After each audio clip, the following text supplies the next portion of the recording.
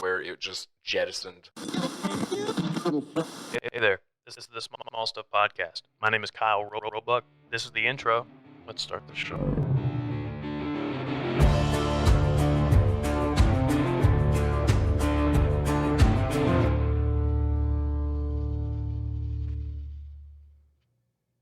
Honor. Yo. Hi. We're going to act like we weren't just talking. That's right. I just got here. Yeah. How are you? I'm great. I'm Hunter- happy to be here. This is exciting. Hunter Harrison. If you don't know who he is, the episode with Justin Cox, go listen to that, and you'll hear his name, and you'll hear some about him, and then come back and listen to this. This is like the sequel, but Kind of. it's going to be the better version. Just knowing Justin, it's got to be the better version. Just kidding. Love you, Justin. So, what do you do, Hunter? I know it's a loaded question. God, I knew you were going to start with that. Yeah. Well, so, no one knows who you are. You know, That sounded like an insult. I'm really bad at saying what I do for a living because I do so many things. But, you know, the natural answer would be I'm an entrepreneur, but a lot of people just think that that's a fancy way of saying I'm unemployed, which is not true at all. But I'm pretty involved in a few different things. I think day to day, what I do the most of is I run a marketing creative agency called Catch, which is local. We do work all over the country, and we have a few different offices across the country. But that is probably day to day what I spend most of my time throughout the week on. I also have a waffle restaurant called Smash Waffles, which is probably Justin went into some detail about that. And then I am a little bit more passively involved, but involved in a real estate company locally called Haystack. That's really about it for now. I got a few little side projects, and that's just kind of things that I work on from time to time to see if they're going to have any legs and sprout out and do anything fun. But right now, those 3 gigs are keeping me plenty busy. Also have a family, have 2 kids and a wife, and so that keeps me pretty busy too. Yeah, I can imagine. Can't relate, but I can imagine. I have a wife. She doesn't keep you that busy though. Right. Yeah, once you add kids into the mix, but my kids are older now, which is not old, but they're old enough to where I can sort of involve them in the things that I'm doing, which is a lot of fun. Yeah. So you've done a lot of stuff. You've started a lot of things. I mean, I know it's usually in partnership with other people, which doesn't take away from it. It's just like you have a lot of things rattling around in your brain. Yeah. That you just make real. You and Justin both, but he's not here, so. Yeah, I mean, I love to challenge myself. I think I realized I feel like I've had 2 different just career paths. I went the traditional route early on, and I was in banking for about 10 or 11 years and had that real traditional career path where you get a college education, go get a real job and work in a real job environment. And day to day, I mean, it's such a great job. Like I learned so much from that experience, but every day I just kind of had this yearning to do something different and to really just create and get that out of my system. And so I started my first business out of my garage while I was still at the bank. So I was moonlighting that business. That was something I did on my own, apart from any partner. And what I realized from doing that is when you go into business for yourself, it can be pretty alone at times. And so that's really I feel like I'm a decent partner because I try to share the load as much as I can with the partners that I'm with. But that's ultimately why I like to partner with people, is because it helps me not feel so alone in business. I get that. So yeah, definitely have a few partnerships sprinkled around, and feel like the partners that I have, we kind of balance each other out to a certain degree, which is pretty important too. So what do you think it is? I'm interested in obviously I'm interested in what you do. I'm more interested in what you think is why you do it.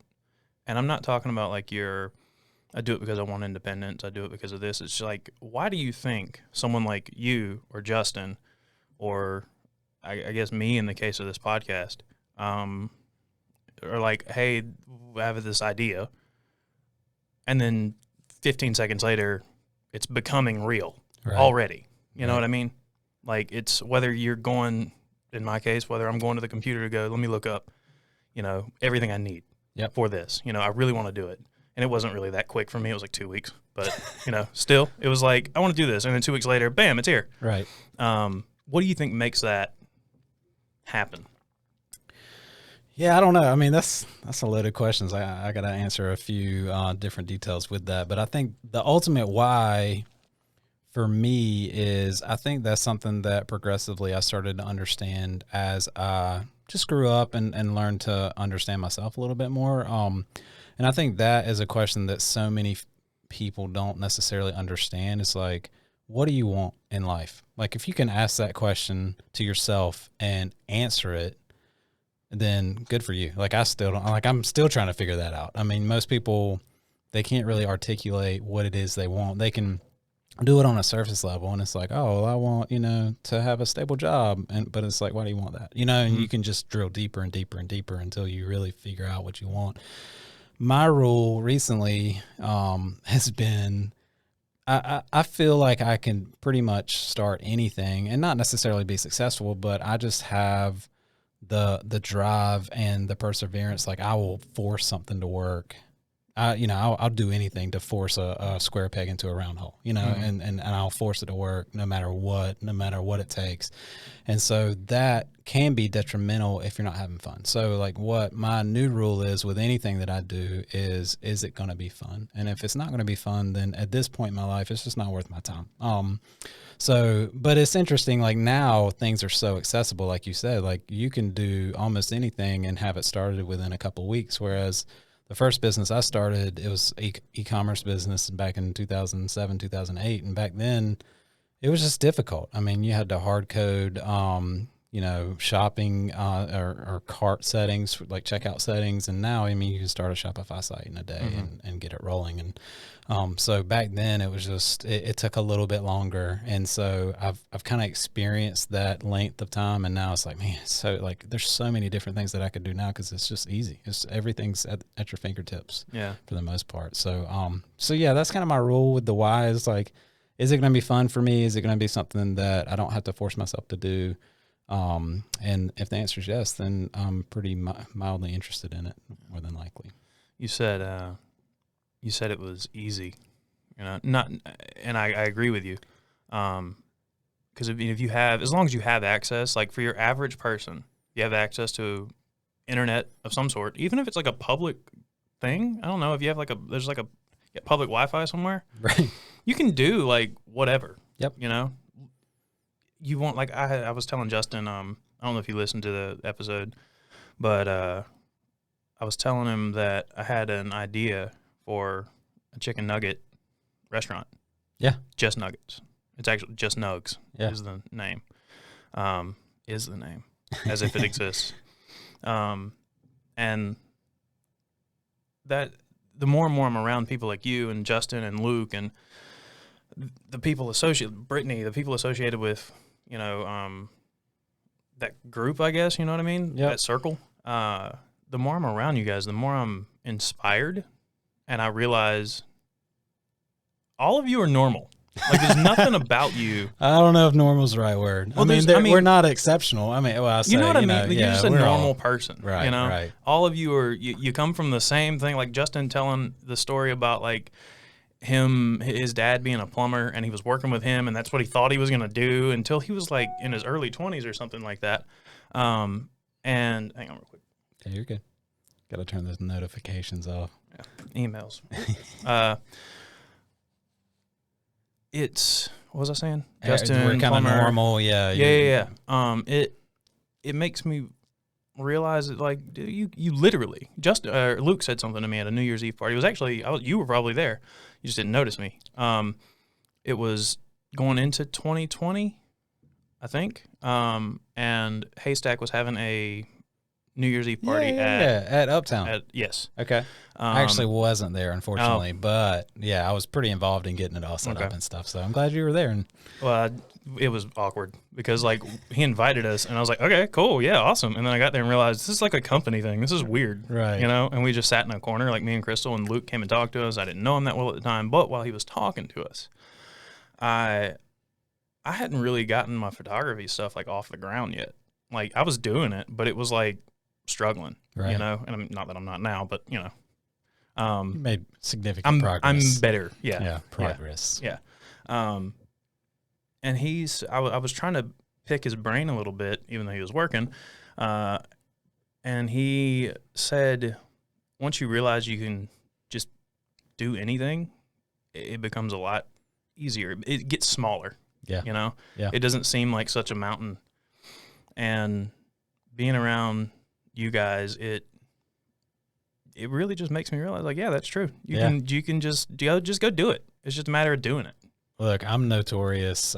You know, this is probably bad advice for most people, but I'm notorious for like trying to get people to drop out of school and, you know, follow their passions. I'm like, why are you even in school? What are you studying? And what do you want to do with it? And that's one thing that a lot of the people that work for us and work for me, the conversations we have, they're like, you make things seem like they're just so easy to, you know, attempt to do. And it's not that it's easy. I don't think anything in life that you really want is necessarily easy, but if you enjoy doing it, it just makes it a lot better, you know, and you don't mind spending your time on it, and you're really passionately pursuing it. Whereas if it's something that you don't enjoy doing, then it's just a little different. Yeah.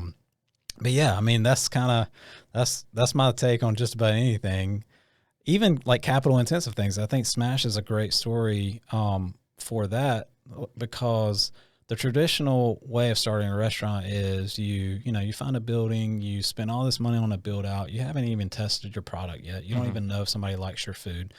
And, you know, you're going to sink. It's hard to build a restaurant for less than $300,000. I mean, like, it's almost impossible. And so you think about all these restaurants that get started and they invest all this capital in something that they haven't even proven. And so for us, when we started Smash, we were like, let's test it out. I mean, we tested it out actually out of our house kitchen initially, and then we, you know, quickly found out that we needed to make it a little bit more legitimate, but it still was very, very inexpensive. I think we started Smash for $1,000.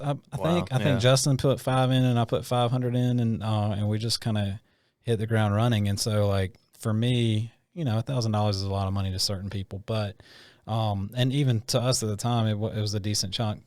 But the thing is, like, you can pretty much figure out a way to save $1,000. Maybe it takes you a year, maybe it takes you 5, I don't know. But the fact that we could start a restaurant for $1,000 is kind of unheard of. And so that was one of those things where we just wanted the challenge. That's the whole reason we started it, was like, can we do this? You know, can we start a restaurant for $1,000 and just kind of see what happens? And it just kind of snowballed from there. But yeah, I mean, I think that really, if it's something that you don't mind just digging your heels into and going after, you can do anything.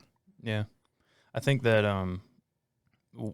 what you're saying with it's easier when it's something you're passionate about. Right. It's the same thing. It's just, you know, doesn't seem, quote unquote, seem as easy when it's something you hate. Like if I tried to start a lawn care business, that would probably suck, because I don't want to do that. That sounds like garbage. Yeah. No, thank you. You know, it's funny. I had a friend that wanted to start a lawn care business with me, and I went pretty deep into it. And I was like, you know what? Nah, this just doesn't seem fun. Again, back to the fun rule. I'm just not going to do it. I have to weed eat? Yeah. No, I'm good. Yeah. Hard pass. The dead summer's here, man. Like, yeah. No, I'm good. Nope. What was $1,000 on? What did we spend it on? Yeah. Oh man, just like a mix of things. Like waffle irons, obviously, were a decent chunk of that. You guys have like weird shaped, like, you know what I mean? Like the waffles are very like.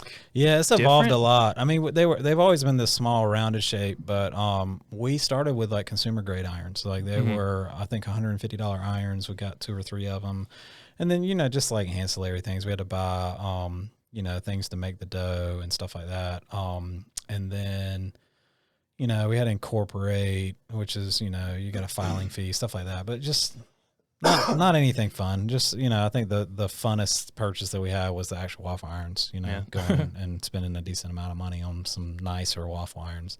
But we found out really quickly that consumer grade irons cannot handle, you know, hundreds and hundreds of waffles a day. So we had to upgrade. But I mean, that was the beauty of it. We took everything that came in and took a large percentage of it and just reinvested it back into the business, built some capital from there, and just, it's slower to do it that way. We could have definitely scaled it a lot faster if we did it a different way. But for us, that was a proof of, I don't know that it was a proof of concept. It was more a proof of product. It was like, okay, do people want this product? And then if they do, then we can figure out how to really refine what the concept is. And so that journey began after, we really realized people enjoyed the product. So it was like, okay, do they want it in like a ghost kitchen like we have it, or do we want to do a food truck? We went down the food truck angle, and then we're like, no, I think we need a cafe. And it just kind of snowed, I guess it just evolved from there.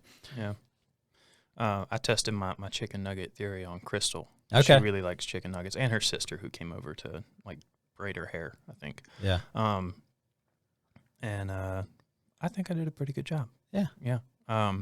I did the whole, like, I ground them up. I ground up like chicken thighs. I was going to do like skin on chicken breast because I wanted it to be white meat but still have some fat in it. Right. But I just saw chicken thighs first. Okay. And I was like, yeah, I'll just use those. Yeah. And I, food processor, and then like firmed them up a little bit, put them in a batter and all that. I think it was a good test. And they were good too. Look, don't talk to me too long about it, because I'll have you convinced that you need to go down that rabbit hole. And I'm going to. Good. Yeah, I'm going You to. should. I don't know when yet, because I want to do it like as a pop up first, just to see. But honestly, yes, you can do it, but I don't know how. Right. Which is why eventually I was going to come to you guys and be like, hey, how do I do this? Yeah. And like, can you guys help? And like, I don't know how you guys like charge things, but you know what I mean? Like, I don't know how. Justin said something about like, I don't know how you guys bill things, but like I was going to figure out how much I was going to need to get help in actually making, because I'm not going to be able to do it myself. Yeah. I'm going to need, especially for a pop-up, I'm going to need like marketing, like help, you know, just to see if it actually works. I think that's a good way to test it. Pop-ups are fun. That was one thing. We kind of started the pop-up trend here. I don't know that there's been a whole lot of pop-ups other than the ones that we've done, but I just remember having those conversations with the city. It was like they didn't really know what it was. They're like, what's a pop-up? I'm really confused. How do you do a pop-up? Yeah, I don't know. I mean, I know how we did it. How'd you do it? We just had an idea one day. Luke, Justin, and I were sitting down. I don't even remember how it came up. I think Luke said something about potentially wanting to serve eggnog at a Smashed for just the holiday season. And then I just went real deep into like creating a brand for it. That's just really the way my mind operates. Like, I'm a very visual person. And so I was like, okay, what would this look like visually, and how would a consumer understand it? And so I think within like maybe less than 24 hours, I had a website built with a logo and a menu. And I'm not a food guy. Like, I don't come up with recipes, but I do feel like I've got a decent understanding of consumers and how they think and what I can market effectively. And so I presented the menu. I remember presenting the menu to Luke and Justin, and they were like, no, this is perfect. Like, I had no edits. I mean, they're the ones that made it taste good, because that's not really my thing. But I think from just a communication to consumer standpoint, it worked. So yeah, we had the brand, we had the menu, we had everything before we even had a spot for it, before we had approval. And so I think that just kind of jump started it. But it was an interesting thing, because with NOG we had to get a liquor license, and that we ended up getting event licenses for, I think, 3 or 4 separate weekends. So the way that the city classified it was just 4 separate events. And so it wasn't the most economical way of doing it, but that was really the only way that we could get it to fly the first year.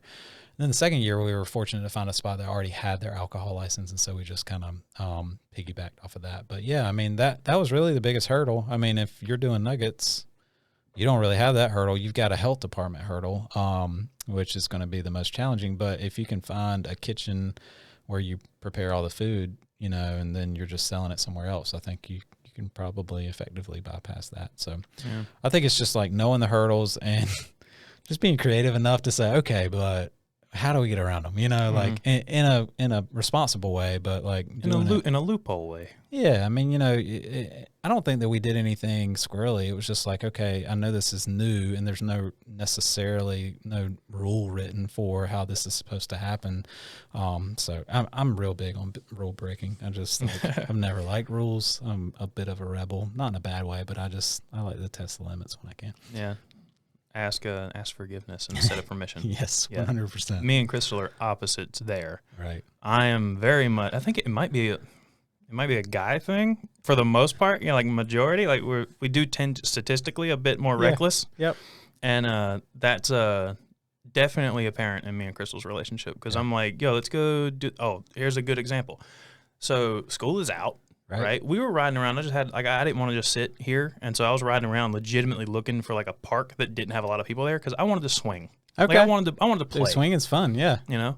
And all the parks like near us, you know, it was like Saturday or Sunday and, you know, afternoon, there's a bunch of people there. Right.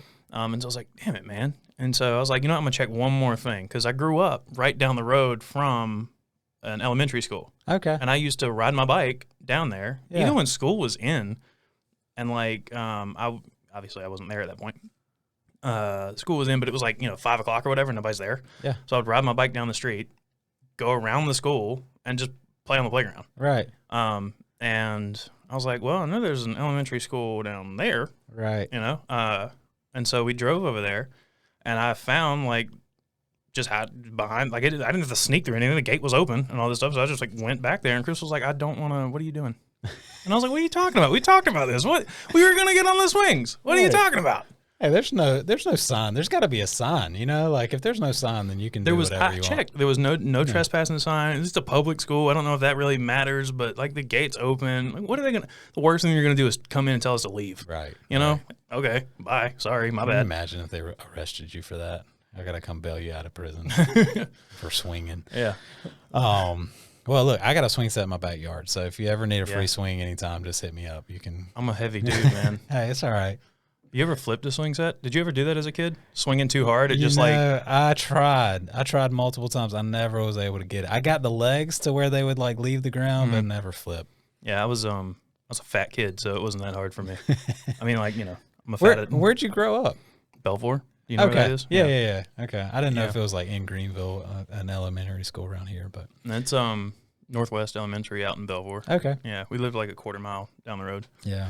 But yeah, all those swing sets that you get from like the 90s ones that are like metal. Yep. You know, Yep. They just got the metal poles that don't go anywhere. They're not in the ground. They're not in the ground. All. They're just sitting there. I'm like, who thought this was a good idea? Yep. You know, and I'm like, 10 and I weigh 150 pounds. You know, is that normal? Is that normal weight? I'm trying to make I was heavy. Yeah. No, I mean, I get it. Yeah. But it's fascinating to me the products that like were invented or survived back then. Like ironing boards, it just baffle me. Really? Like they're just they're not very sturdy, and you're putting something very, very hot on them that can literally catch your house on fire. Like somebody needs to rethink the ironing board. I just thought about an iron falling off the ironing board, and like you're barefoot on Sunday or whatever. I'm just picturing my dad in the kitchen, right, ironing a shirt. And it just falling off, and not just being hot, but like land sharp side down. Yeah. You know what I mean? I mean, they're just top heavy. Like somebody needs to make them with like 4 legs, or I don't know. They just need to be rethought. That's my theory. I'm not going to do it. So that's a free idea. Maybe you should. Out there. Nah. All right, then I will. Okay. You heard it here. So Kyle's going to reinvent the ironing board. Yeah. I'm going to be in the pop-up making chicken nuggets and ironing shirts, testing that product. Oh, man. So do you have a background in marketing? Did we go over this already? No, we haven't really. No, I really didn't. I think that it took me a while to kind of figure out myself. I mean, I just always had this creative bend to my personality, and I didn't know that early on. I think I mentioned that I kind of went the more natural route initially, and really my only motivation for that was like money driven. Like I was like, oh, well, a friend of mine's dad was a stockbroker when I was in high school, and I was like, oh, that guy makes good money. So I'm just going to go do something like that. And so I didn't really think about what I was supposed to do, like what I was made to do or what I was ultimately good at.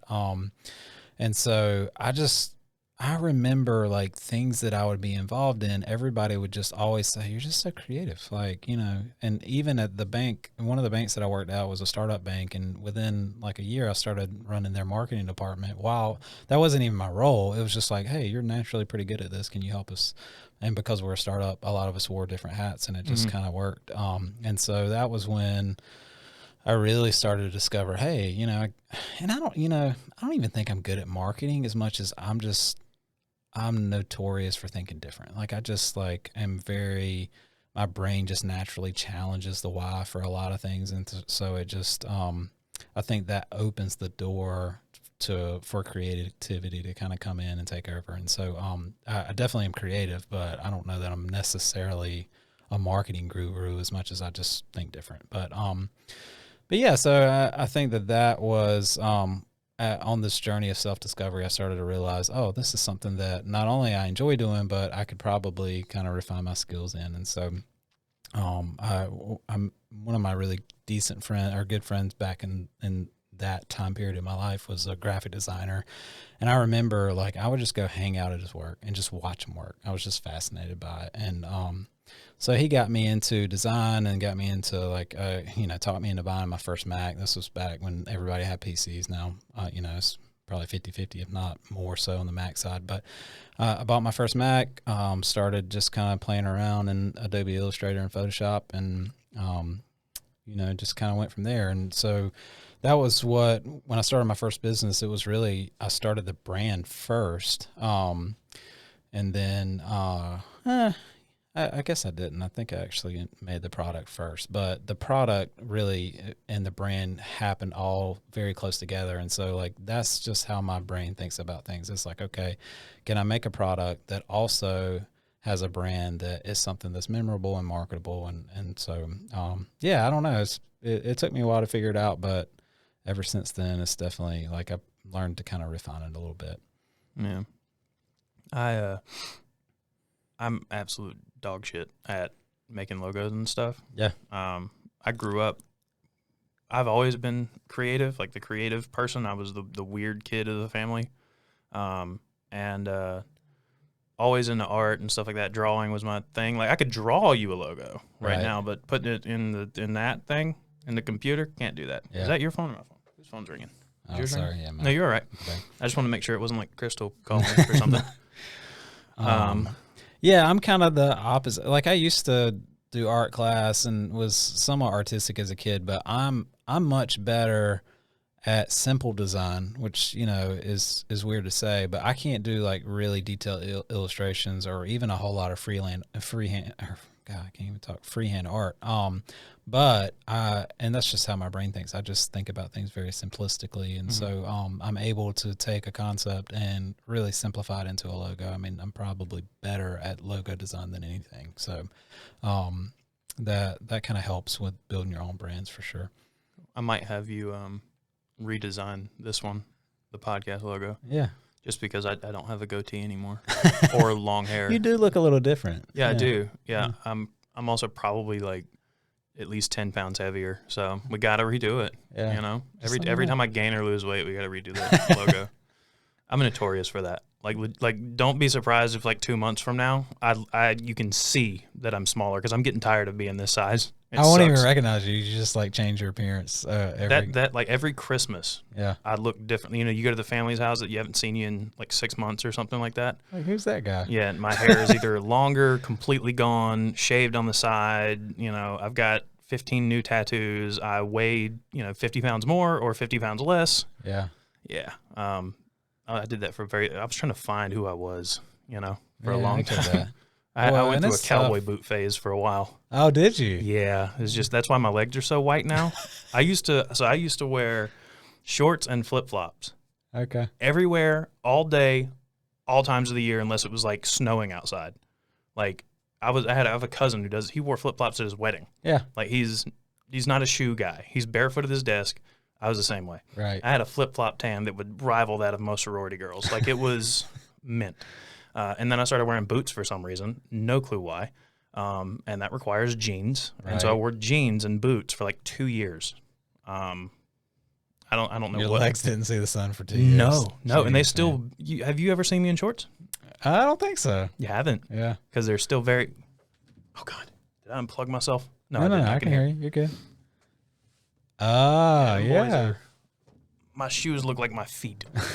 My shoes are white. If you're just listening, but yeah, I don't remember where I was going with that, but Yeah, I don't either. Backtrack. yeah. So how did you? We got Justin's side of how Smashed came to be, and he told his whole thing, from Start to finish. conception to now. He just told his whole life. You don't have to do all that, but I am curious how you went from, like, where do you grow up? Here. Here? Yeah. Really? Yep. Like Greenville? Never left. Where'd you go to high school? I was a weird kid. I was homeschooled in high school. Oh, I went to explains a lot. yeah, no kidding. Every time I say that, people are like, okay. I get it Yeah. now. I feel like every time anybody's like, I was homeschooled, you're like, oh, okay, okay, I get it now. Especially back then. Like now, homeschool's a little bit more normalized, but when I was And I mean that as a homeschooled- joke, by the way. When people tell me they're homeschooled, I don't actually mean, oh, that explains why you're weird. yeah, I think we all like just expect that reaction. So it's Yeah, like, okay, yeah. it's just, it is what it is. If I was fortunate to be homeschooled. I didn't love it at the time, but because I was a decently social kid, like I had a decent amount of friends, but Going to prom with your mom probably didn't help. yeah, but I won all the awards in my class, so Yeah. it was homecoming king, star athlete, and Yeah. everything. No, but I went to GCA too, from kindergarten to 6th grade. So like I had a private school experience, and then was homeschooled from 7th on. How old are you? I don't know. Is that all right? If I look, 38. Okay. Just Wow, turned I didn't know 38. GCA had been around that long. Yeah, Not saying not saying you're old, but Yeah, I was born in the 50s. Yeah. Not really. My brother went to GCA. And I kind of forget how old me and my brother are now, so it's actually not that long ago. It doesn't feel like now. You know what I mean? Yeah. I'm 27. He's 25 now. Yeah. Okay. He went to GCA 6th grade because my mom and dad didn't want him going to Welcome Right. Middle. Yeah. Where I went, because my brother was a little more apt to be influenced. Yeah. You know. Negatively. Yeah. I I was the artistic weird kid who sat in the back in the corner with his jacket on all the time. I had Kyle, he'll be all right. I had like 15 pens in each pocket for some reason. Legitimately, it was like a Radio Shack in my pocket. I had headphones, phone charger, just everything. I got targeted in an ad for Radio Shack the other day. I didn't even know they were still around. I guess They are? I guess they're trying to make a comeback online. I'm not Somebody sure. buy them? And maybe, I don't know. So, Wow. Sorry, not No, to you're good. digress, but it's weird that you brought them up. Then he went. I was just saying, I didn't realize GCA was like a school. Yeah. You know, like it seems like a recent thing, but I guess it's not. No, they've been around for a while. I don't know what the initiating class was. I'm not that old, but yeah, I'm pretty ancient. I feel like nowadays. You know the Beast Crew. Yeah. All of them. They went to Yeah, GCA. Jimmy went there. Yeah. Yeah. No. Yeah, I'm actually trying to get him on. If you're listening by chance. Yeah. Hey, Jimmy, I come on. reached out to a mutual acquaintance and was like, "Hey, what do you think the odds are Yeah. that I could get Jimmy up here?" And she was like, "To be honest, Probably not good. probably slim Yeah. because he's got a very tight schedule. It wasn't like because you're nobody, and because I work with Jake and everything, I think Right. that probably helps me a little bit because I know that they talk and everything, and I'm like maybe and he knows who I am, Right. so maybe I can get him up here, but." Hey, Again, I don't know where I was going with that. What's No, my that's brain all right. doing? Well, I mean, you asked me if I grew up around here, and Yeah. I said that. So, and then I think you. Oh, Jimmy. you wanted to Okay, hear- yeah, but yeah, it's the Beast thing is just crazy. That's absolutely wild. It's just I remember the early videos. Yeah, They found out what was working, which is what me and Jake are doing now. They found out what worked, which is just giving away money. Yeah. Everybody loves to see that. right. And because the early videos, they were like shooting, like seeing if we can shoot through. I don't remember, like A bunch of plastic. 15, like Yeah, whatever, water something. jugs and stuff. Yeah, no, it's. I mean, he's a perfect example of somebody that just stuck with it. And it just. We were talking about that before we got on. Like sometimes you just have to have the patience to keep going, and then at some point it's going to hit. And trying to predict that is pretty impossible. But yeah, I mean, a lot of people feel like he's an overnight success, but they don't realize He's how been doing it much for a long time. forever. I mean, I Yeah. think he was doing it at school 10 when years he was ago. a kid, you know, Yeah. like, and he's just like stuck with it, and he's just very driven and passionate about it, and it's unbelievable. It really is. It was kind of like the last like 4 years or so. Yeah. Like he was big Right, ish. but Like he's everyone multiplied. knew who he was around here. Right. You know. But then in the last, like I'd say 4 years or so, especially in the last 3 maybe, he's like really Yeah, popped off. he's multiplied it for sure. It's unbelievable. Fingers crossed that happens with Jake. Yeah. Yeah, I'm sure it will. Yeah, again, staying consistent. I mean, he's got a good personality for it. I think it will. We're doing a lot of ghost hunt stuff. Yeah, I know you keep Yeah. telling me that stuff. Yeah. Well, I don't tell anybody up here. Yeah. But yeah, it's we found out that's pretty much the only thing people like watching. Like, Yeah. you know, that's the thing that really gets like views. Right. And so we've been doing a lot of that. And whew, boy, it makes weekends real rough. Yeah. Or sure. well, it's not always on weekends, but you know, that day after, man, like this last one killed me. I think it's because we didn't get to sleep really the day before. Yeah. Which you usually do. We usually plan to have like, you know, we go down this day, we stay the night at the hotel. The next day is usually dedicated to just doing stuff, and we'll do like a vlog. Right. And then we sleep again, but we stay up late, and then we sleep later until like 12 or something. Try to at least. It's hard for me. Jake he's got like a gamer, like Twitch streamer schedule, so he can He's sleep good. till 3 p.m. if he wants. Yeah. I cannot do that. I'm up at like 10 at the latest, and I feel like garbage. Right. But we usually are able to sleep later, and then we go and do a little something, and then we come back and go back to sleep, or at least lay down. This last one, we didn't get to do that. It's exhausting. I mean, you know, It sucked. just the dedication it takes. It's pretty crazy. Yeah. Anyway, back to your backstory that we tried to get to like 10 minutes ago, and I keep going on tangents. No, you're good. So, yeah, I mean, the Smash story is pretty interesting. So, let's see if I can go ahead. Sorry. How did you go from GCA to where you are now? I know it's a lot. Yeah. You're saying It's pretty loaded. I'll try to give a really condensed version and leave out most of the boring parts. So, I want to know. yeah. Your listeners may not. They may fall asleep. So I was in GCA, was homeschooled through high school, got a finance degree from ECU, kind of stayed around the whole time.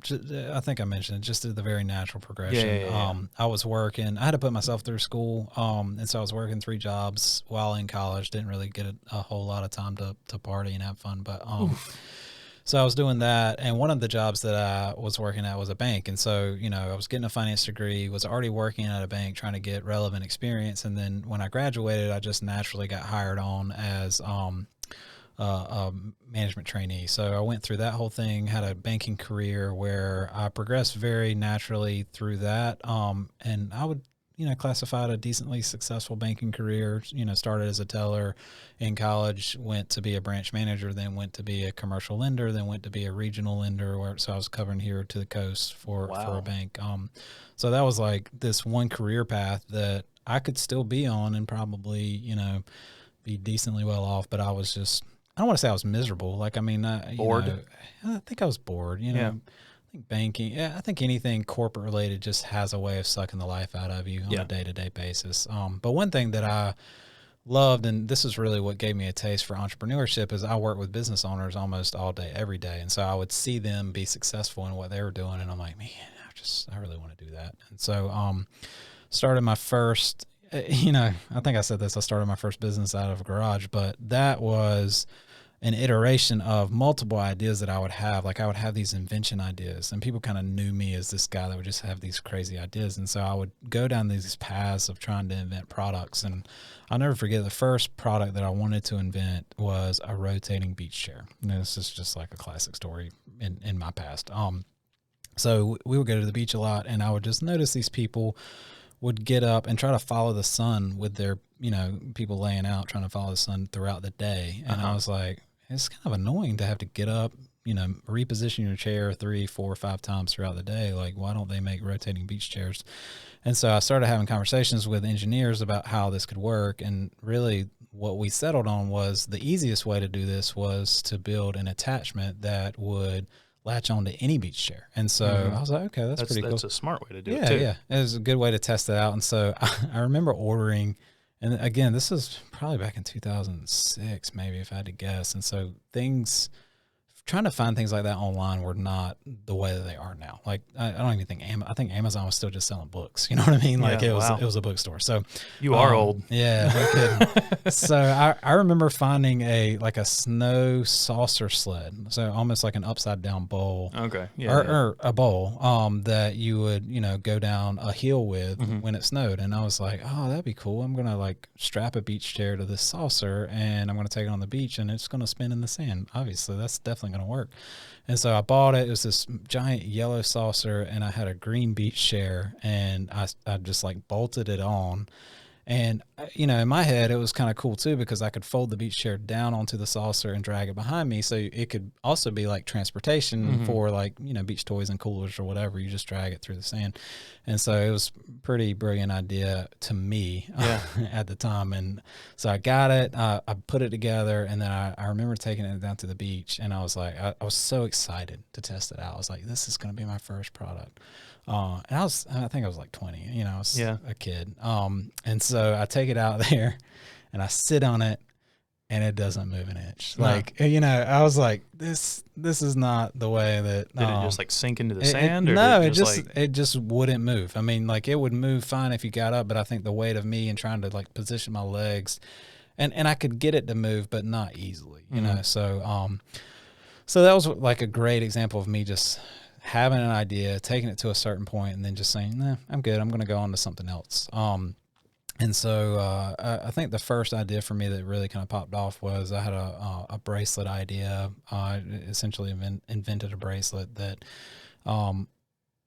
it was kind of a weird story. Like I had this idea and had it all envisioned on how I wanted to do it, but I had never made a product like that before. I didn't even know where to start. And so I learned about injection molding. I had injection molds created in a factory in China. I was importing product and so I went down that path and that was cool. Like I invented a product, set up an online store, built relationships with distributors and suppliers.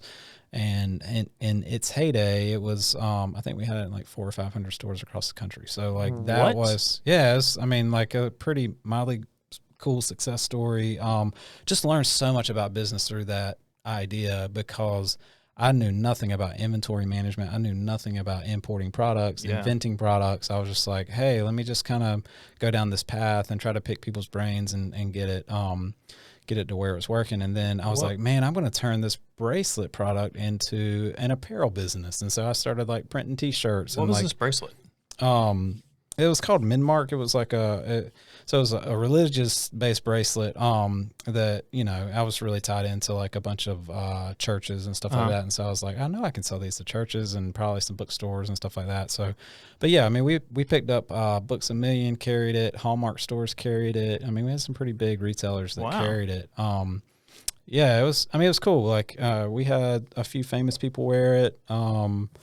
And that was just a result of me like finding their address and sending it to them and, they just wearing it and I find them online or on TV or whatever wearing it was just kind of cool. But Cater name drop? Like who? Yeah, I'm curious. I'm just curious. I'm trying to think. Like, what was this thing called? Minmark. You can go to minmark.com. It's the website still, like you can still buy them. And I actually still sell them from time to time. I think I spelled it wrong. MENDMARK.com.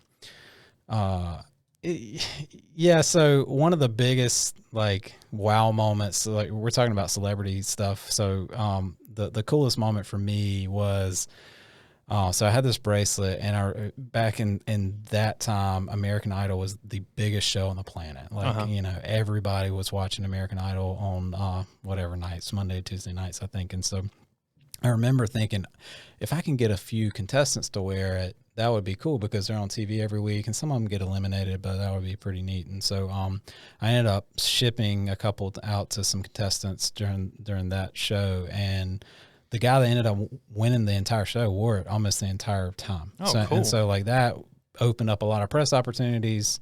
Anyway, so that whole business was really my my entry into the entrepreneurship world, because I was still working at the bank. I was moonlighting, doing this out of my garage, making mistakes as I went.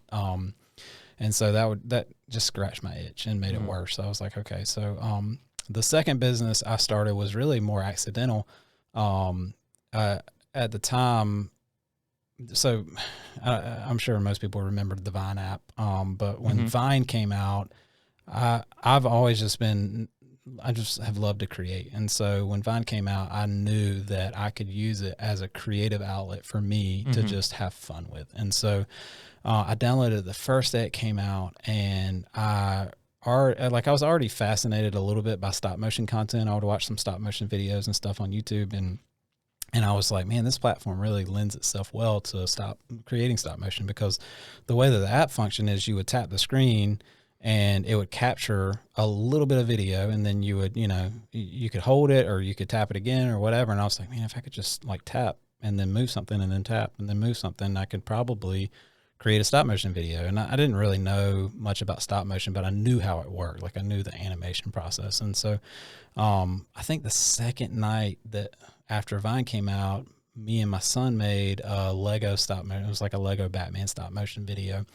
And I woke up the next day and Vine had featured it as an editor's pick, which what that meant is it put that video in everybody's feed. Wow. And so I grew a massive following on Vine, and so the app had just come out, so everybody was downloading it. And then when they downloaded it, I was in their feed. And so my following grew exponentially overnight.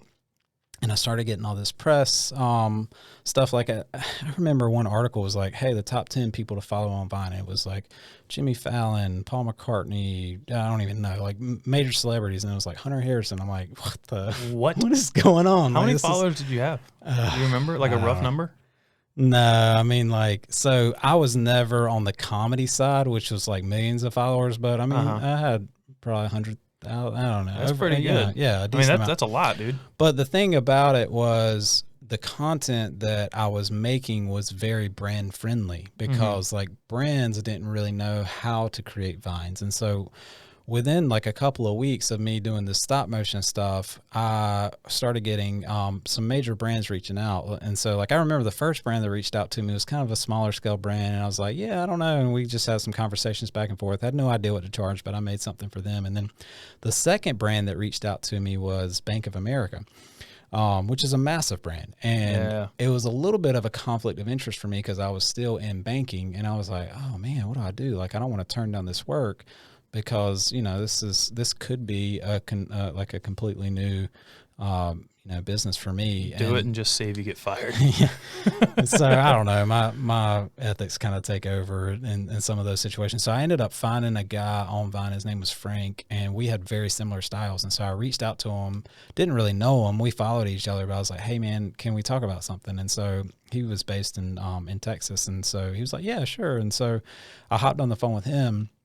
I was like, hey, man, I'm starting to get some brand deals. And he's like, I'm starting to get some brand deals. And we just started having this back and forth. And I was like, well, look, here's the deal. I've got this opportunity with Bank of America, but I don't feel right about doing it. Can I get you to do it for me? Still like pretend it's me potentially, and just have you create it for them. And so that began a conversation of, yeah, sometimes I get stuff that I don't have time for, because he had another job too. And so we essentially created a partnership on the phone that day. Didn't know each other, at all. And it was like, all right, let's just, everything that comes in, we'll just start sharing. And so we created a social content agency, almost overnight. And so we went from creating branded content for Bank of America to Jennifer Lopez to Samsung Global to, it just went out of control. It was like lightning in a bottle. Wow. And within 2.5 months, so we started this agency, social content agency, and within 2.5 months, we had acquisition deals on the table to acquire us. And so at that time, I hadn't sold a company before. I didn't really know what went into all that. But we ended up essentially selling the agency to a big technology company in Houston, Texas. This company had, I I think 250 employees. And what they wanted to do is they wanted to use our brands that we were working with to transition from a technology company into an ad agency. And so they were like, hey, we see the opportunity with the brands that you're working with to kind of leverage this. And so we sold that company. I think this was back 2014, maybe 2013, something like that.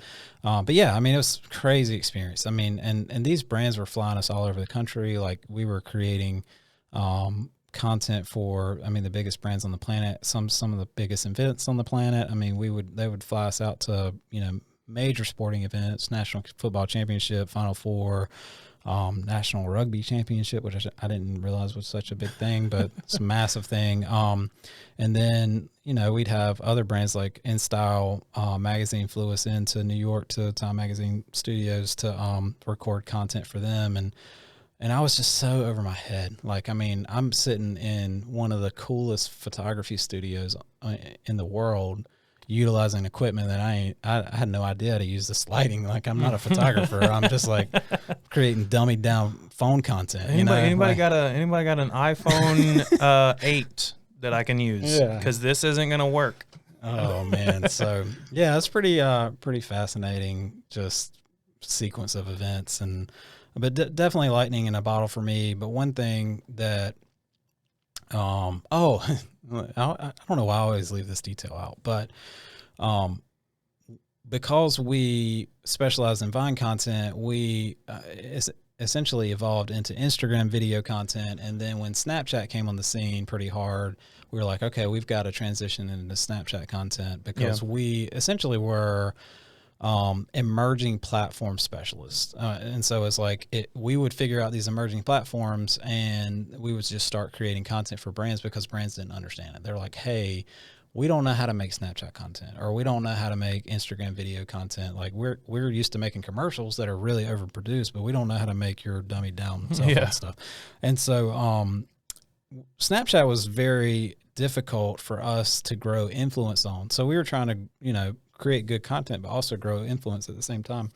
And so I remember being at Frank's house, because when we sold to the company in Texas, I would just go back and forth and stay with him. And we were talking about ideas on how to grow our Snapchat following. And I was like, well, we know a few influencers. So what if we created a website that showcased those influencers and just put ourselves up there too? Like, we were influencers, even though we weren't. And so I was like, naturally, these people are probably going to say, hey, I've been featured on this website, and they're going to send their audience there, and then maybe we'll pick up a few follows. And so we started this website. It was called Snapchat.codes. We just called it Snap Codes. And we started with 15 influencers. So we put these 15 influencers on the website, and it was just a Squarespace. Like, it was nothing fancy. It was just like, you go up there and you scan their Snap code and you add them. And then we knew the influencers that we featured. And so we just reached out to them and said, hey, we featured you on this website. And it worked like magic. Like, they sent their followers there. They would follow us, they would follow the other people there, and then we just got inundated with requests to feature other people, because at the time Snapchat was not built for discovery. It was like a very secretive platform, and people were using it almost not to get discovered. But there was a decent amount of people that wanted to grow their following on it. And so within 4 months, this website was getting, so it went from zero traffic to 4 months later was getting, I think, 2.5 million page views a week is where we were at. 85. Damn, dude. It's crazy. 85% of it was mobile traffic. And so, and we were getting all these manual inquiries to feature people. And so we were like, what have we done? You know what I mean? Like, this is just me and Frank and another guy named Mike, that we were just all honestly, we were just trying to grow our influence. Like, we weren't trying to create anything that was special. And let me be clear. You said you're not a marketing guru. Got it. Sure. Okay. Man. Yeah. I don't know. I'm just like, you're an opportunist. Yeah, I'm definitely an opportunist. For That's a good sure. way to put it. So what was interesting about the website is, technically, when we sold the company, we were bound to a non-compete. I don't know if that website necessarily fell within the realms of that non-compete, but I was a little nervous about it. And so Frank, Mike, and I went to the CEO of the company that we had sold to and told him, we were like, hey, look, we accidentally created this. Actually, we didn't accidentally create it. We created it on purpose, but we created something and it accidentally turned into something that could be a business. Would you like to partner with us on it? And so because he had, I think we had like 200 developers at our disposal, so we could build an app very easily with the team that we already had. And so he was like, this is incredible. And so we ended up transitioning Snapchat.codes into Ghost Codes. It was called an app called Ghost Codes. And we launched that app at South by Southwest in 2016, I think. And what exactly did this app do? It was just, initially, it was just a Snapchat discovery app. So you would download it, you would create your profile, and then we would sort all these different creators by category. So we had like artists, we had musicians, we had comedy, and all these different categories. So you download the app, you create your profile, and then people would just connect, and they used it to connect with each other on Snapchat. It eventually evolved into more of a social discovery app, so you could add like all your social profiles. So it was almost like a social phone book. But so we launched that at South by Southwest, and dude, like lightning in a bottle again, man. We were top 10 on the App Store, had over 1 million users. It's kind of crazy. I don't think it's lightning in a bottle when it happens 5 times. Oh man, yeah, that's just a water bottle, man. That's normal for you at this point. Just good luck, Sure. superpower, like domino. You're so humble. Shoot, I don't know about that. Try to be. Anyway, so we did that, and man, just having the time of my life. Like I was really enjoying it. And we were just on this crazy path. But one thing that I think I mentioned earlier about just self-discovery, like one thing I was learning about myself was that's not the path that I wanted to be on. Like I had a family at home and my wife at home, and I'm like, I was probably gone 2 weeks out of the month, almost every month. And wow. I remember having this realization. I was on FaceTime watching my kid's Christmas concert, and I was like, what am I doing? Like I'm that dad in the movies, like the dad that's not there. And I'm like, the one that's 2 months away from losing his family, God, and I feel like I handled it decently well. I mean, like there was never any like tension internally with me and my wife or but it was just one of those things. I'm like, this just isn't worth it. Like I'm being selfish, and this is not necessarily the path that I need to go down. So I just had this inkling to get back home, like a yearning to just get back home. And what was keeping me from that, and is I was technically bound by contract to continue to run that wing of the business that I sold to. So I was like, I got to figure out a way to just get back home. And that was when Justin and I connected. So Justin and I knew each other from banking. We were, I wouldn't say we were, great friends, but close enough. We'd go to lunch every once in a while and just kind of just talk here and there every month or so. And so it's funny, I had another idea for an app that was banking related. And I remember reaching out to Justin and saying, hey man, I got a banking app idea that I want to run by you, because he was still working at a bank. And I was like, I've been out of banking for probably 4 years at that point, and I feel like I've lost all relevance. So I'd love to kind of sit down with you. And so I sat down with him one night and we started talking through it. And essentially we built the framework for this app over probably an hour-long conversation. And I was about to leave, and I remember him saying something about enjoying to cook. And I was like, wait a second, you like to cook? Like I never knew this about him. And I was like, I've always kind of wanted to start a restaurant. Like, have you ever? And he was like, I've always kind of wanted to do that. And so we just went back and forth and was like, what if we did it a little bit different? What if we did it without having to build out a restaurant? We just kind of bootstrapped it. And we kind of went back to our banking days where it was like, hey, 90% of all restaurants fail. We love those odds. Let's go after it, and it's like, how do we, kind of limit our risk? And so by the end of the time that I was with him, we settled on a waffle concept. So we went, very naturally from like restaurant to what if we delivered breakfast? And then it was like, what if we delivered biscuits? No, everybody does biscuits. What's something that nobody else does? And so we landed on waffles. We're like, Waffle House does waffles, but that's really about it other than Eggo. And that's not a restaurant. And so the agreement was he would come up with some recipes, I would come up with a brand, and we just kind of see what happens. And so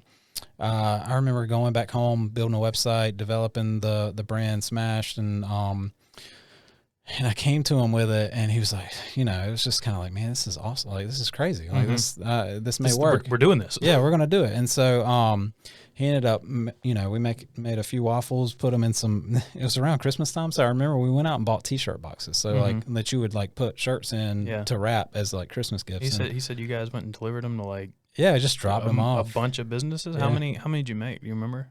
200 sticking out in my head. I don't know if that's accurate.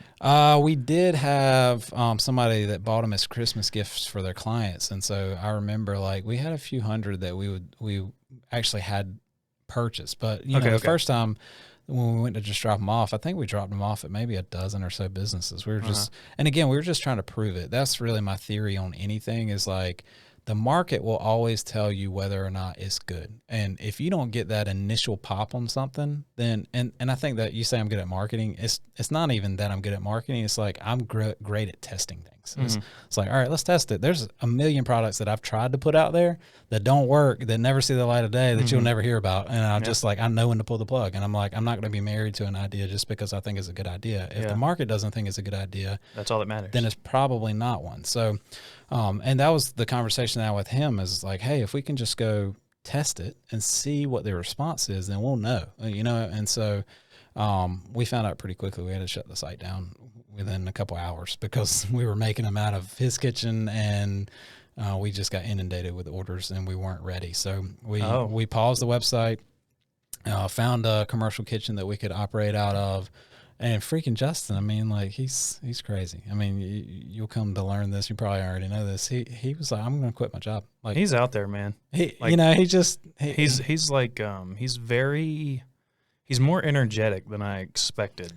Like you're definitely the more chill one. You're both kind of up there, but you're definitely the more chill one. It seems. Yeah. And Justin's like, "What's up, man? How are you? Hey, let's do this thing. You want to start Nuggets? Let's do it. Say it. Let's do it. Let's put a logo on it." And, he's always level 10, man, for sure. And so that was like, I just remember being inspired by that. I was like, man, this guy, because it's funny, like when you start to become known as somebody that like has done ideas and been, you know, marginally successful, a lot of people come at you with ideas. And so like I would always sit down with people and they're like, hey, I have this idea, like the nug thing. And it's like, oh, that's amazing. And they're like, this is probably how you could do it.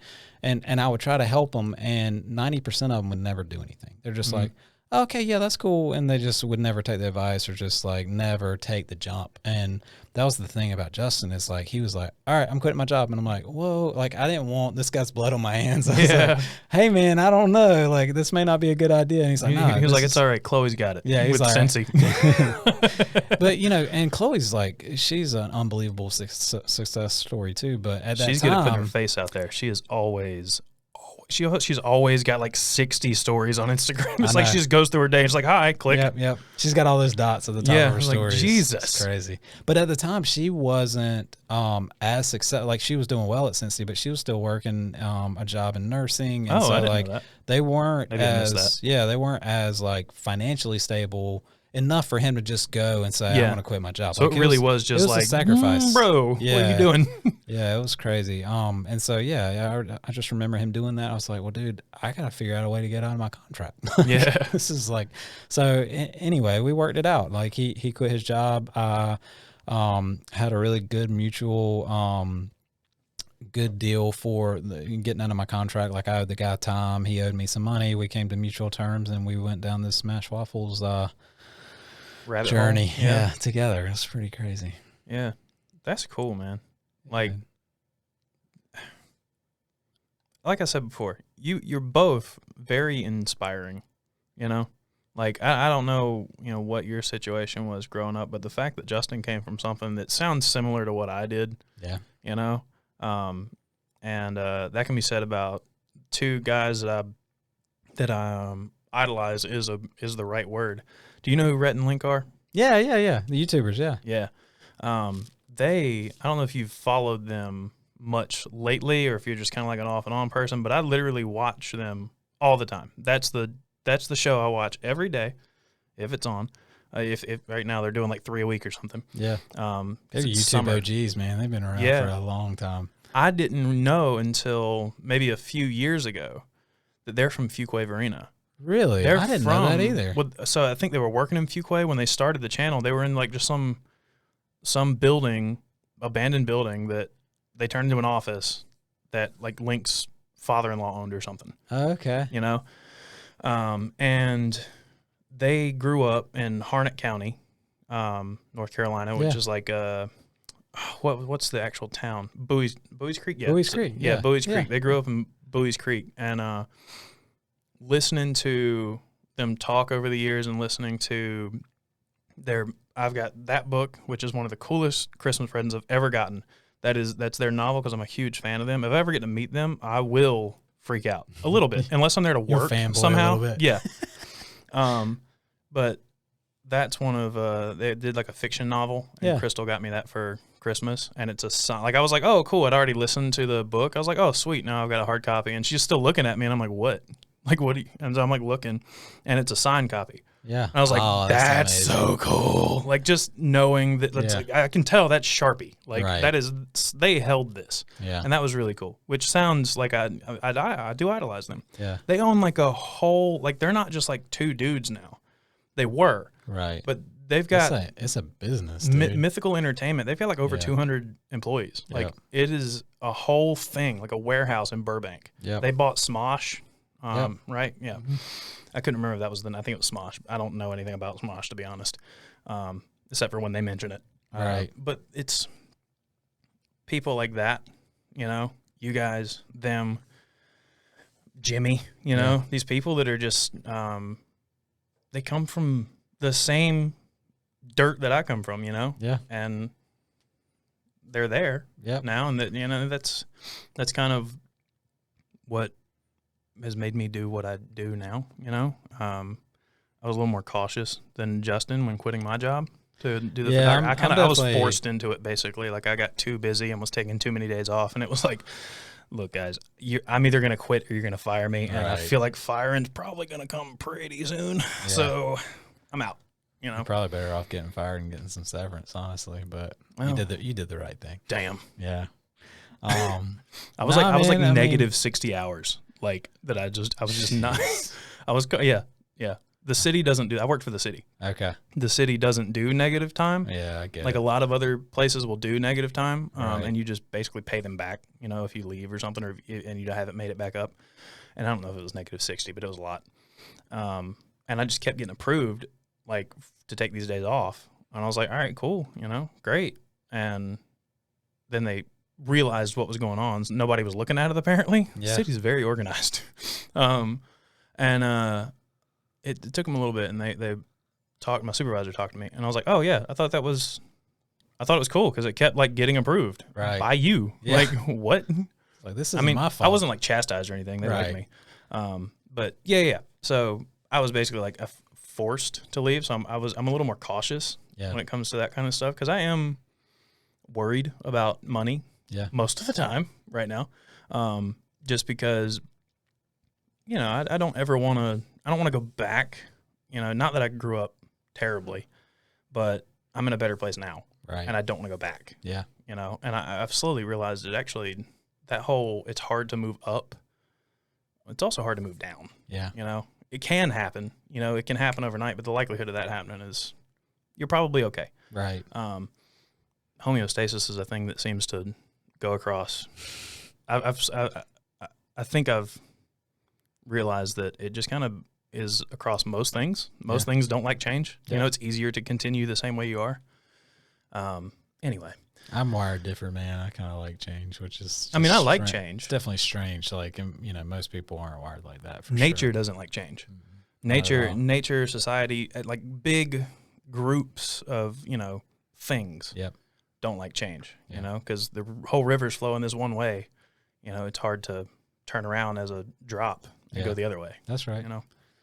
No, I get it. I mean, I'm kind of, so I grew up, I was raised by a single mom, and so we didn't have a lot. And I remember, so my mom passed away when I was 23, and she left me with nothing but a mortgage, essentially. And so, like, I was like, wow, I'm not going to do this to my kids. And look, she was amazing. Like, she did as good as she could with what she had. You know, she was trying to provide for me, and she had a great job, and, you know, she did what she could. But at the same time, like, she just, she didn't have much. And so that was one thing that always inspired me, was like, hey, I can change this for, you know, for our family going forward. Like, I don't want my kids to be left with nothing. You know what I mean?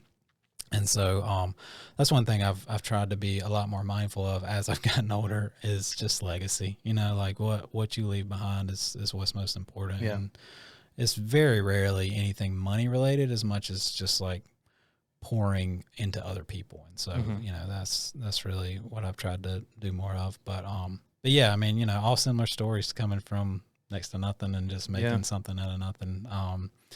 And that's why, like, I've got a lot of patience with a lot of people, but I don't have a whole lot of patience for people that say, oh, well, I can't. It's like, you got to get that out of your vocabulary. I'm the first person to admit that, like if this whole nugget thing, if I don't do it, I'm not going to be like, oh, well, it was just, you know, it was this, that, and the other. You know, the only thing I'm worried about with that is capital. You know, like the money I have to put into it. I need to figure that out, and that's actually going to give me my yes or no. Right. You know, because if it's like a certain amount, then I'll be like, I can't do that. Not right now. You know, I literally right now I can't. But yeah, no, I'll be the first person to, if you're like, hey man, what happened? I'm like, I just didn't do it. You know, I'm not going to be like, oh, this, that, and the other, it was somebody else's fault. Like, nah, it's not me. Yeah, no, I just, you know, I'm lazy. The biggest thing is, like, you go down, so many times you go down this path and you just realize it just isn't for me. And that's okay. You know, a lot of people don't realize that. They just stay stuck in something miserable because they just made one decision. And I think I said it before we started, like, it's never too late to reinvent yourself, you know? Yeah. You just got to kind of go down that path and make sure you're always advancing if you can. Photography for me came out of nowhere. Like, no, like I said, I've always been creative, been artistic. Right. You know, I draw, paint, sing, write. I've done all this stuff my whole life. Well, not the singing and playing part. That was like later. But I've always had an eye for like what looks good. Yeah. What sounds good, you know, how to phrase this, you know, like I like writing like short stories and stuff. Yeah.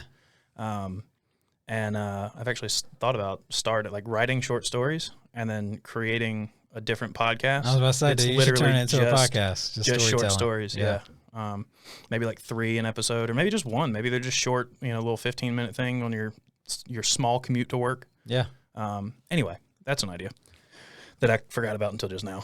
I need to write that down. I'll remind you of it. Yeah. But yeah, photography, I don't even remember. I think I started watching Peter McKinnon videos on YouTube when he started to pop off, and I started to really get into it. And I watched his videos and other videos on photography for maybe 6 months before I ever touched a camera. Yeah, I was watching too. I got you. Yeah, we got you. I'll make sure you're good. And so I switched from iPhone to Android because at the time the Samsung Galaxy Note, the one before the one that blew up, whichever one that was. Yeah. The one that like actually exploded. Yep. So whatever, I remember those. Whatever the one before I think we were working with Samsung at the time. No, I got a crazy Samsung story. If we have time for it, I'll throw it at you in a little bit. But. All right. But I got that phone because I was going to the UK with some friends for like a month. Yeah. In December of 2017. Okay.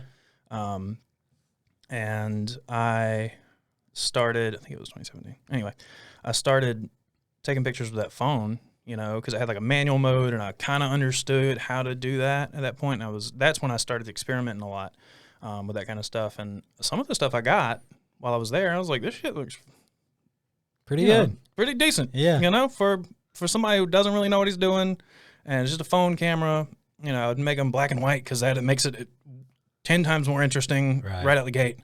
So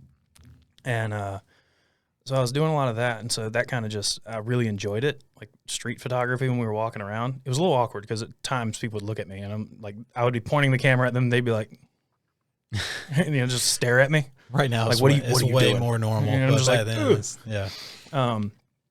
But when I got back is when I did the same thing I did with this podcast. I was like, well, I'm pretty sure I want to do this, and I know me, like with, so when I started playing guitar, I get obsessed with things, very obsessed. And I learned how to play Sweet Home Alabama in a weekend.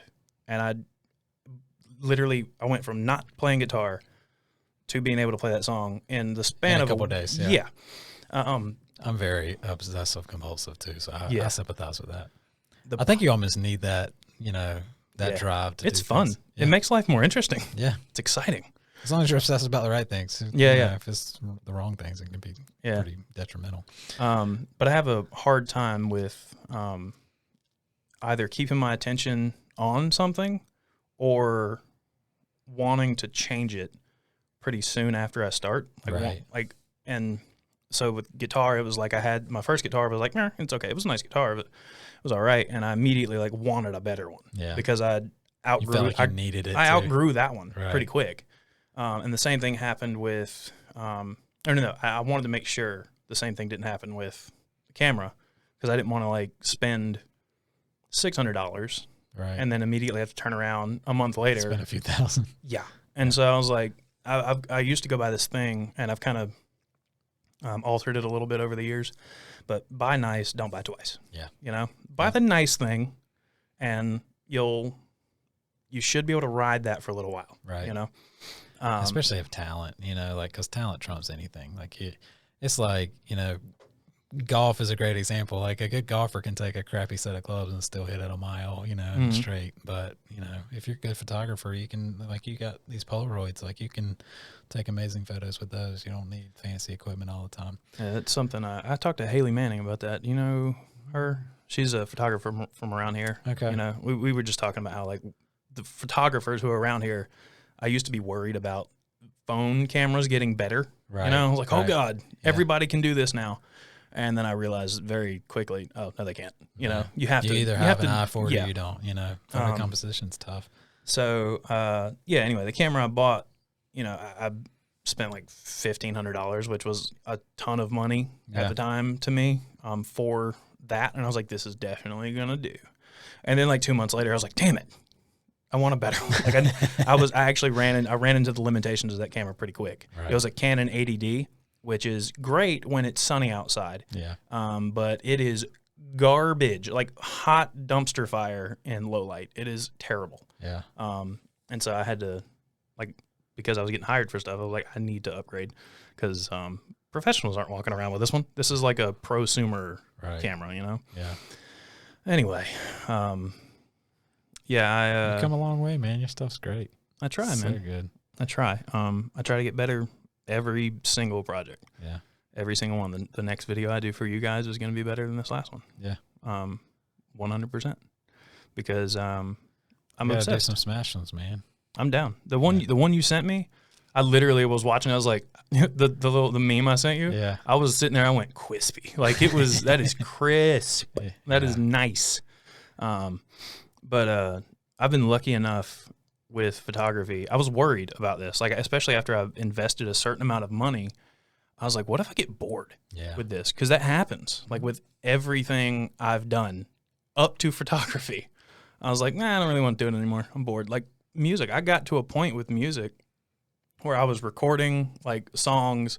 I had a band. It didn't last very long, but it's because it kind of, once it started to trickle out, like our guitar player or something happened. Yeah. And it got to a point where I was able to just be like, no, I'm bored. And I just stopped. I was like, I don't want to do it anymore. Stage fright sucks. Yeah. And at the time I wasn't as confident as I would be now. And so I just stopped doing it. And I've just been, if you're lucky enough to fall into something you are good at, you like doing, which for me is great because if I'm not good at it, I don't like doing it. Right. And some So you don't those- get bored. those and come some you hand in don't hand. get bored with. Yeah. And That's the last piece. those things if you fall into something that satisfies all those categories, you're probably good. And maybe you should quit your job. Yeah. Don't quit your job if you're bad at it. You said earlier, you said you were notorious for telling people to follow their passions and stuff. If you drop out of school and all that, and I'm sitting there thinking in my head, I was like, only if you're good at it. Yeah.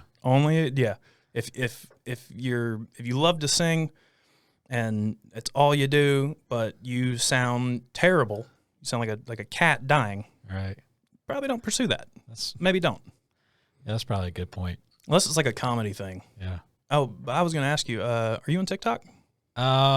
Yeah, sort of. So we started a TikTok for Smash, and I was like, well, I guess I gotta create something too. But Break out the old stop motion. you know, it's one of so I actually just started back creating recently. I took kind of a hiatus from it because I had so much pressure on myself. I really didn't want to become an influencer. And that's kind of, I just stumbled into that, and it was just weird for me. I just didn't love the attention, and I didn't love the pressure. And so I just started creating again. And I'm like, this is kind of nice because my Instagram's still private. I'm not trying to create to grow. I'm just trying to get it out of my system, and there's no pressure. I'm not trying to make anything super great. I'm just I have to get creativity out. It's, people say it's a muscle. It's just something I've got to just kind of work it out from time to time just to kind of keep it fresh. Keep it fresh. Yeah. So yeah.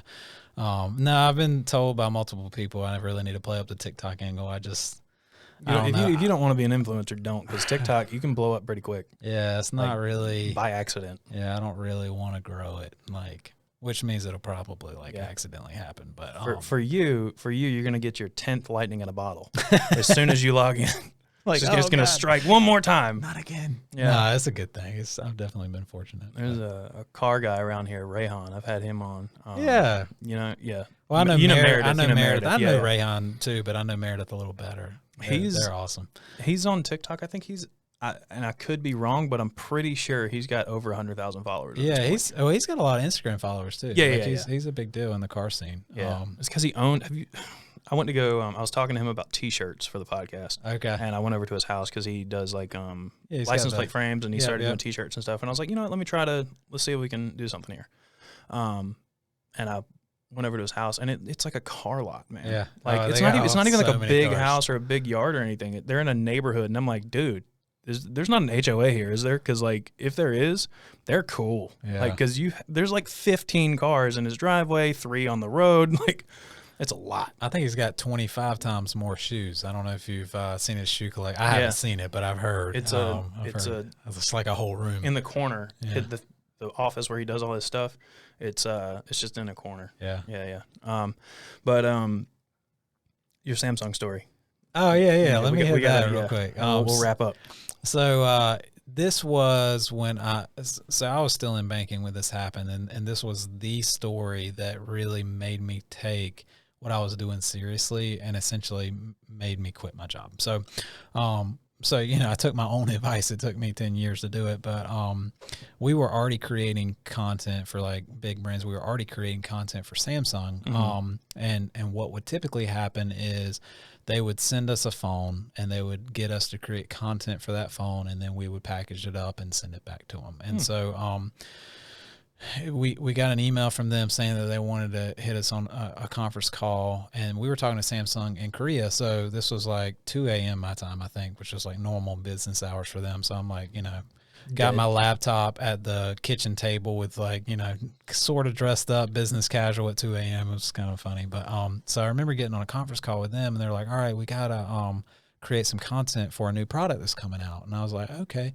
They were like, but this is a top secret new product. We can't reveal any details about it because, they've always been competition for Apple and some of these other cell phone developers. And so they were like, it can't get out.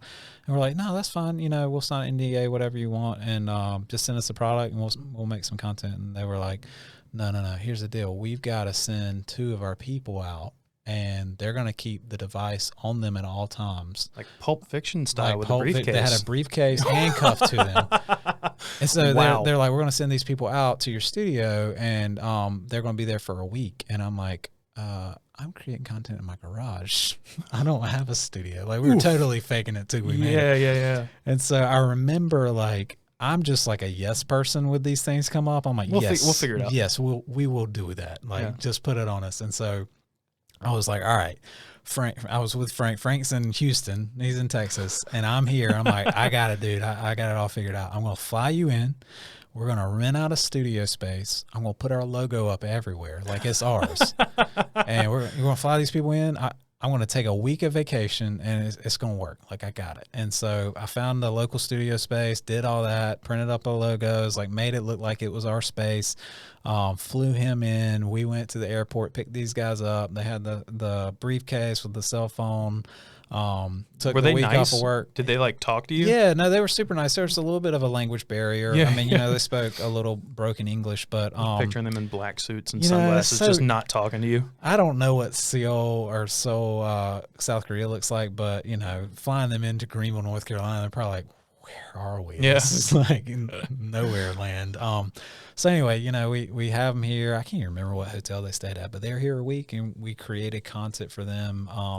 And then flew them back. And I remember driving Frank back to the airport, and I was like, dude, we got to take this serious. Like, I mean, and at the time we were, and I don't want to say this, this sounds really cockier than it is, but it is true to a certain extent.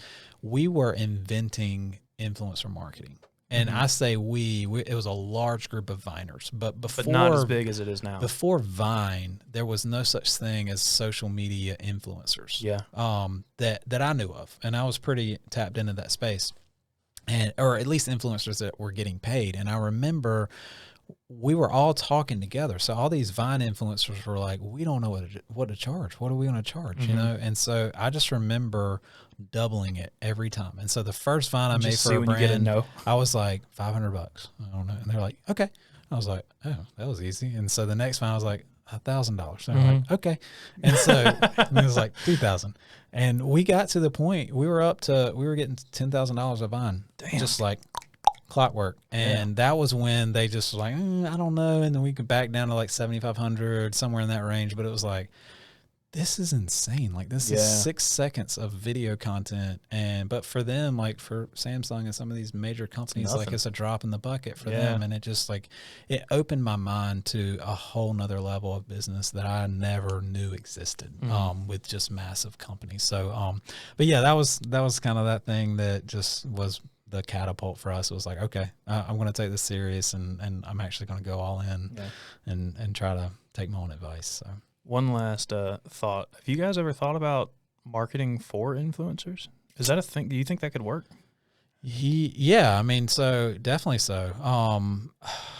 Because I mean, you got a few in town. Yeah, we got a few here. I still am pretty decently connected with a decent amount of them too. I think for me, like, I'm struggling with Catch and knowing exactly where I want to take it, because we could potentially be a major, like a big agency where we do big branded deals.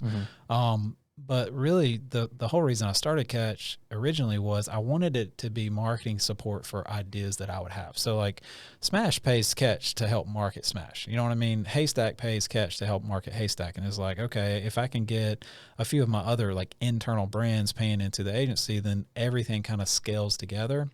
And so the more I take on actual client work, it takes away from the non-client work of these brands trying to grow. And so like, I don't know, I'm kind of like, we've really actually started to grow it more recently. And it's been great. And so I don't know, I'm kind of at a crossroads with it. And it's like, do we want to take it, make it super big, or do we want to just kind of keep the reins tight and keep it pretty selective? So still haven't figured that out yet. Maybe the next time I come on, we'll have a little bit more progress there. We'll see. Yeah. So you want to leave the people with anything? I don't know. Just quit school. Yeah, drop out of school. Do not really. But I will say that you can. I know people say this all the time, but you can do anything. Like literally, you can't do everything, but you can do anything. So follow your passions. That's good. Yeah, I like that. Do what you want to do. You can't do everything, but you can do anything. I like that. Yeah. All right. Where can people find you if you want them to find you? If you don't, you can just say that. You can find me right here, right now, and that's it. No, you can find me on Instagram at Hunr Harrison, HUNR Harrison. It's private right this second, but I may accept you if you ask me. All right. Well, thanks for hanging in for an hour and a half, guys. We're going to run, so see you later. Peace out.